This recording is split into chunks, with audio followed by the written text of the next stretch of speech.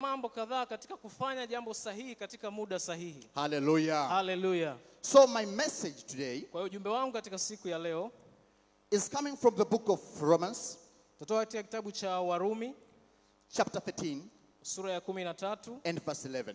na mstari wa 11. And I'll read, Na nitasoma then my interpreter will read in Swahili. na pia nitatafsiri kwa Kiswahili. The Bible says, Biblia inasema, and that knowing the time, that now is high time to awake out of sleep. For now is our salvation nearer than when we believed. naam, tukiujua wakati kwamba saa ya kuamka katika usingizi imekwisha kuadia, kwa maana sasa wokovu wetu ukaribu nasi kuliko tulipoanza kuamini. Praise the Lord. Bwana Yesu asifiwe. Praise the Lord. Bwana asifiwe. So the title of my message this morning Kwa hiyo kichwa cha ujumbe wangu asubuhi ya leo is waking up on an appropriate time. ni kuamka katika wakati ulio sahihi. Waking up on an appropriate time. Kuamka katika wakati ulio sahihi. Most of you know Apostle Paul, Wengi wenu tunamfahamu mtume Paulo, and he has taught us so many things na ametufundisha mambo mengi sana concerning ministry, kuhusiana na huduma, concerning holiness, kuhusiana na utakatifu, concerning gifts of the Spirit, kuhusiana na huduma za Roho Mtakatifu, so many things. mambo mengi. But today in the book of Romans, Lakini leo katika kitabu cha Warumi, in this particular verse, katika mstari huu haswa, he is talking about two things. anazungumza kuhusu mambo mawili. He is talking about time Anazungumza kuhusiana na muda au wakati, and an appropriate event that has to be done at that time. na wakati sahihi ambao unapaswa lile jambo kufanyika. Hallelujah. Hallelujah. Praise the Lord. Bwana asifiwe. Apostle Paul today is talking about time. Mtume Paulo anazungumza kuhusiana na muda. Is it important to talk about time? Je, ni Paulo anazungumza kuhusiana na muda? Is it important that God is concerned about time? Mungu anatumika sana katika muda. How does it benefit us when we know the importance of time? Itatusaidia nini tukifahamu umuhimu wa wakati? God is very much concerned about time, my brothers and sisters. Mungu anazingatia sana swala la muda au The book wakati. of Galatians chapter 4 Kitabu cha Wagalatia sura ya 4 talks about the coming of Jesus Christ on earth. inazungumza kuhusu kurudi kwa Bwana Yesu. And the Bible says, Na Biblia inasema when the set time had fully come, katika ule muda kabisa uliokamilika ulipofika, Christ was born among the Jews. Yesu alizaliwa katika Wayahudi. God is talking about time. Mungu anazungumza kuhusiana na muda. And in many more areas, Na katika maeneo mengi you can find the word like when a set time came. unaweza ukaona imeelezwa sana kwamba wakati ulipowadia, Like the book of Acts as well, kama kitabu cha Matendo chapter 2, sura ya 2, when the Bible talks about the coming of the Holy Ghost. Biblia inazungumza ujio wa Roho Mtakatifu. The Bible says when the day of Pentecost was fully come, Kwamba siku ya Pentekoste ilipowadia, the Holy Ghost descended down. Roho Mtakatifu akashuka. Hallelujah. Hallelujah. So there is something about time. Kwa kuna kitu kuhusiana na muda. And there is something that has to be done in every specific time. Na kuna kitu lazima kifanyike katika muda uliokusudiwa. Now there are two problems. Sasa kuna vitu viwili. Number one, Jambo la kwanza, you can do something out of the appropriate time. unaweza kufanya jambo nje ya muda ambao umekusudiwa, That's a problem as well. na hilo ni tatizo tulilo nalo. And what God will advise you, Na Mungu anatushauri nini? what God will advise you is, Mungu atakachokishauri ni you are supposed to wait until a set time. unatakiwa ungoje mpaka wakati uliokusudiwa ufike. But that problem as well has a challenge. Na hicho kitu pia kina changamoto. The challenge of that thing, Changamoto ya hicho kitu or the challenge of that problem, na changamoto ya hilo, sometimes you can think it's not God's time, unaweza kufikiri kwamba sio wakati wa Mungu. while the problem is not really God's time, but your maturity time. Lakini tatizo sio kwamba sio muda wa Mungu, lakini ni ule muda ambao haujatimia. Praise the Lord. Bwana asifiwe. Praise the Lord. Bwana asifiwe. There are two things here. Kuna vitu viwili hapa. There is so-called God's time, kuna kitu kinaitwa wakati wa Mungu, but also there is something called maturity time. kuna kitu kinaitwa wakati uliokomaa. So there is, sometimes you can think you are doing something out of God's time, Kuna wakati unaweza kuhisi unafanya kitu nje ya wakati wa Mungu, but in really sense, lakini unaweza kuhisi the problem is your maturity level. tatizo ni ukomavu wako. Praise the Lord. Bwana asifiwe. Praise the Lord. Bwana asifiwe. So that's the problem number one. Hilo ni tatizo la kwanza. But second problem that Apostle Paul is telling us here Lakini jambo la pili ambalo Mtume Paulo anatuambia hapa is having the right time but not doing an appropriate thing. kuwa na wakati sahihi lakini usifanye jambo lililo sahihi. Praise the Lord. Bwana asifiwe. Praise the Lord. Bwana asifiwe. And this is what we are going to mainly deal with today. Na hichi tutaenda kushughulika nacho asubuhi ya leo. Hallelujah. Hallelujah. Now, Sasa, is it possible that a right time can come and the right time pass by without you even identifying it? je, inawezekana wakati sahihi ukafika na ule wakati ukapita pasipo kutambua chochote? Is it possible Je, inawezekana that God has brought to you the right time to do something, Mungu amekuletea wakati wa kufanya jambo fulani, but that time passed by lakini ule muda unapita without you even recognizing that God was on your side? lakini pasipo kutambua kwamba Mungu alikuwa katika upande wako? The answer to that question Jibu la swali hilo is yes. ni ndio. And that's why in this morning, Na ndio maana hiyo asubuhi ya leo let us remind each other.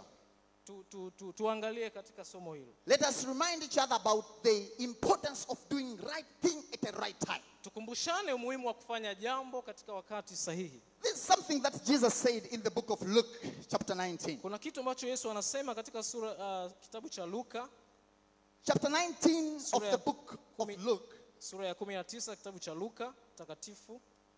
Jesus is weeping on Jerusalem.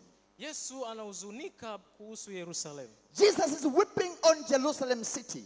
Yesu anahuzunika kwa habari ya mji wa Yerusalemu. And there are several things that he's saying. I'm going to explain. Na vitu vichache pale anavisema nitakwenda kuvisema. But in verse 44, Lakini sura ya 44 he's saying, anasema, you can take it in Swahili. watakuangusha chini wewe na watoto wako ndani yako, wasikuachie jiwe juu ya jiwe, kwa sababu hukutambua majira ya kujiliwa kwako. Praise the Lord. Bwana asifiwe.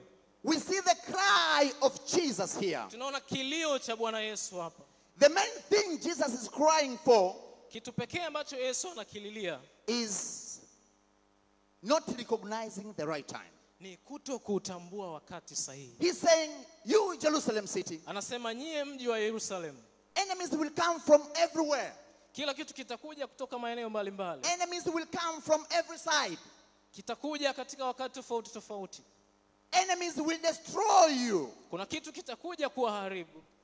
Enemies will take your children into captivity. Adui atachukua watoto wenu katika utumwa. And there will be no stone left upon another Na stone. kutakuwa hakuna jiwe lililobakizwa juu ya jiwe. But the main reason is you didn't know the right time of your visitation. Lakini sababu kuu ni kutokutambua wakati maalum wa kujiliwa. Praise the Lord. Bwana asifiwe.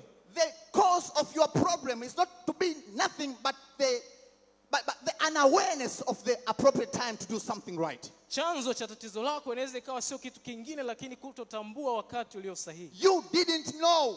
Haukufahamu. And Jesus in this incident, Na Yesu katika tukio hili he's crying for a city that didn't know a right time. analia katika mji ule ambao haukutambua wakati ulio sahihi. In other words, Na katika njia in nyingine, this incident, katika tukio hili Jesus is crying Yesu analia for the waste of time. kwa kupoteza muda. Jesus is crying Yesu analia for Jerusalem not doing a right thing at the right time. kwa Yerusalemu kutokufanya jambo sahihi kwa wakati sahihi. But also we have another example. Tuangalie mfano mwingine In the book of Hebrews, katika kitabu cha Waebrania, we see a certain group, chapter 5 actually, kitabu cha Waebrania sura ya 5, we see a certain group of people tunaona kundi moja la watu who, according to an author of this book, ambaye Paulo ni mwandishi wa kitabu hiki, who according to an author of this book, kulingana na mwandishi wa kitabu hiki, is saying, at this time you are supposed to be teachers. Anasema katika wakati huu You are supposed to be teachers. mlitakiwa kuwa walimu. But until this time, Lakini mpaka wakati huu you are all babies. wote ni watoto. Praise the Lord. Bwana asifiwe. Something was supposed to be done at a certain time, but those people didn't do it. Kuna kitu kilipaswa kufanyika katika wakati sahihi, lakini wale watu hawakukifanya. They were supposed to be diligent in learning and studying the word, Walitakiwa kuwa makini katika kujifunza neno la Mungu, but they didn't do so. lakini hawakufanya hivyo. And the writer of the book of Hebrews Na mwandishi wa kitabu cha Waebrania is saying, by this time, anasema katika nyakati na majira haya, looking the time that has passed by, angalia muda ambao umepita, you are supposed to be teachers. mlitakiwa kuwa walimu, But until this time, lakini mpaka wakati huu you are all babies, wote ni kama watoto. deserving milk Mnataka maziwa and not strong meat. na sio nyama ngumu. Let us read. Hebrews chapter 5, verse 12. Kitabu cha Waebrania sura ya 5 mstari wa 12. Kwa maana iwapasapo kuwa walimu, maana wakati mwingi umepita, mnahitaji kufundishwa na mtu mafundisho ya kwanza ya maneno ya Mungu. Nanyi mmekuwa mnahitaji maziwa wala si chakula kigumu. The Bible says, for the time ye ought to be teachers, ye have need that you have need that one teach you again, which be the first principles of oracles of God, and are become such have need a milk and not strong meat. Praise the Lord. Bwana asifiwe. So again we see Kwa hapa tunaona tena, that there is a possibility lakini kuna uwezekano, that somebody can be given a right time, kuna mtu amepewa muda sahihi, but without doing an appropriate time, lakini hautumii ule muda kufanya jambo ambalo ni sahihi, without doing an appropriate thing. pasipo kufanya jambo linalotakiwa kufanyika. And that's why our message is Na ndio maana ujumbe wetu asubuhi ya leo, waking up kuamka on a right time. katika wakati sahihi. Waking up Kuamka on a right time. katika wakati sahihi uliokusudiwa. Hallelujah. Hallelujah. Hallelujah. Hallelujah. Now, Sasa let us see few things tuangalie mambo machache that can help us ambayo yanaweza kutusaidia to wake up on a right time. kuamka katika muda, To know what God uliokusudiwa. needs us to do on a specific time. Kulifahamu Mungu anataka tufanye nini katika wakati aliyokusudia. And I'm going to share with you few things here Nitaenda kukushirikisha mambo machache, that are very, very important. lakini ni ya muhimu sana, And only by these things and all the like, na kupitia mambo haya you will be able utakuwa na uwezo to detect the right time kufahamu wakati sahihi and to do the right thing na kufanya kitu sahihi on that specified time. katika ule muda ambao umekusudiwa. Praise the Lord. Bwana asifiwe. Praise God. Bwana asifiwe. Number one thing, Jambo la kwanza, the help of the Spirit of God. kusaidiwa na roho ya Mungu. The help of the Spirit of God. Kusaidiwa na roho ya Mungu. Let us take it from the book of Ezekiel chapter 2, Tuangalie katika kitabu cha Ezekiel sura ya 2 verse 1 to 3. mstari wa kwanza mpaka mstari wa 3. In the book of Ezekiel chapter 2, Katika kitabu cha Ezekiel sura ya 2, Ezekiel is explaining to us Ezekia anaeleza kwetu that there was a moment when I was down, kuna wakati ambao alikuwa yuko chini and the voice of the Lord came, na sauti ya Mungu ikaja, and the Lord said, na Mungu akasema, stand up simama that I can talk to you. ili niweze kuzungumza na wewe. Read it, please. Come on. Ezekieli sura ya 2 mstari wa kwanza, akaniambia, mwanadamu, simama kwa miguu yako nami nitasema nawe. Naye aliposema nami, roho ikaniingia ikanisimamisha. Nikamsikia yeye aliyesema nami. Akaniambia, mwanadamu, nakutuma kwa wana wa Israeli, kwa mataifa wanaoasi, walioniasi mimi, wao na baba zao wamekosa juu yangu, naam hata hivi leo. In English it reads, and he said unto me, Son of man, stand upon thy feet, and I will speak unto thee. And the Spirit entered into me when he spake unto me, and set me upon my feet, that I heard him that spake unto me. And he said unto me, Son of man, I send thee to the children of Israel, to a rebellious nation that has rebelled against me.